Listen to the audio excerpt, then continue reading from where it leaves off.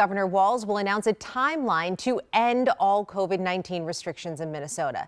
Yesterday, the governor said we can expect a very normal-looking summer once 70% of eligible people get vaccinated. And many counties are getting close to that goal. The ones seen here in blue and green have rates between 40 to more than 60%. But others are lagging way behind. Take a look at Benton County. Only 35% of the population has gotten a shot.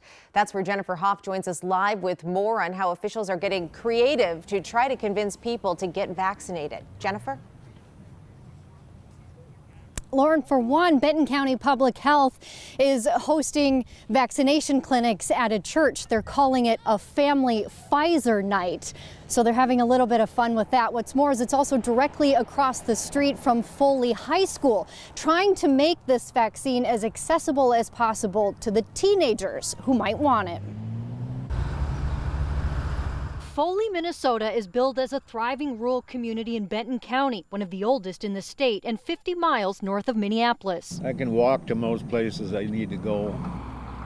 There's a barber shop, historic movie theater, and down the street, Gustavus Adolphus Church, a buzz on a Wednesday, not with services, but a vaccination clinic. It just so happened that it worked out and they've been very gracious to let us use their space. County public health workers Julie Willman and Samantha Hegman organized this event, in part to target teenagers. We made it a point to get Pfizer so that we can offer that to our 16 and 17-year-olds. The pair is pushing people to get vaccinated. The county has one of the lowest vaccination rates in the state. The Department of Health says 35% of the population has gotten at least one dose. But Willman says that number jumps to 59% for people 65 and older.